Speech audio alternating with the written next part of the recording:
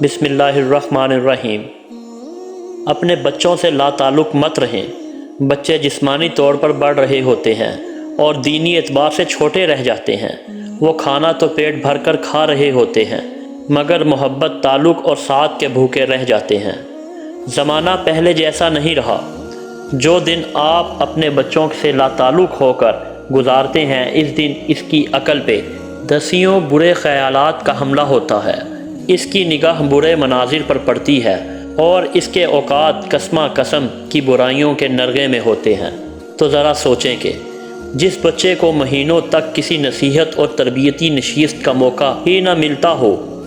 محترم والدین، آپ کے بچوں کو نت نئے کپڑوں کی ایسی ضرورت نہیں، نہ ہی بڑے جیب خرچ کی، نہ ہی لمبی چوڑی میراث کی، جتنی ضرورت ان کو اس چیز کی ہے کہ آپ انہیں اپنی نگرانی میں اللہ کی محبت کو اور اس عقیدہ کو کہ وہ ہمیں دیکھ رہا ہے، ان کی شخصیت کے خمیر میں ڈال دیں۔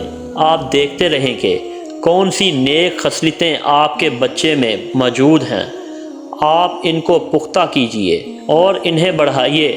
نظر رکھیے کہ کون سے برے رجحانات ان میں نمو پا رہے ہیں، تو آپ ان کو اکھاڑ پھینکیں۔ بچوں کی اخلاقیات کو ان سے پاک کریں۔ باپ کی توجہ دینا ہوگی۔ وقت کی کمی کا بہانہ مت بنائے، چاہے وہ دینی مصروفیات کی وجہ سے ہو یا دنیاوی مصروفیات کی وجہ سے۔ یہ خود پہ ہنسنے والی بات ہوگی۔ صحابہ اکرام پوری دنیا فتح کرتے، پھر اپنے بچوں کے پاس لوٹتے تو ان کے دلوں کو فتح کرتے، ان کی بہترین تربیت کرتے، دین اور اخلاق کے زیور سے انہیں آراستہ کرتے۔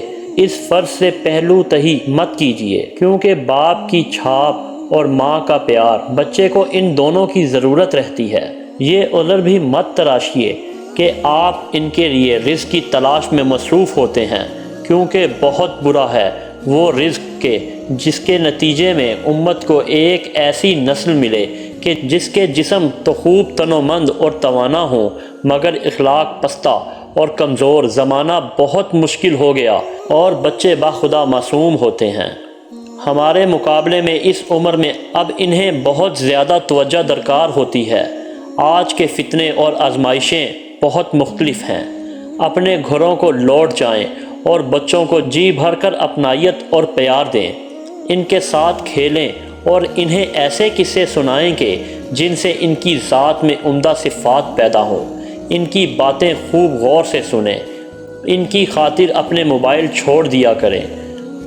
ان بھولے بھالے بچوں کے لیے اپنی کچھ مصروفیات ترک کر دیا کریں۔ اپنے جگر کے ٹکڑوں کے لیے پوری دنیا بھی چھوڑ دینی پڑے تو چھوڑ دیں۔ ان میں سے کوئی ایک نیک بیٹا یا بیٹی آپ کے مرنے کے بعد دل کی گہرائی سے دعا مانگا کرے گی کہ اے اللہ پاک، میرے والدین کے ساتھ رحم والا معاملہ فرما دیجئے، جس طرح بچپن میں شفقت اور پیار سے انہوں نے مجھے پالا تھا۔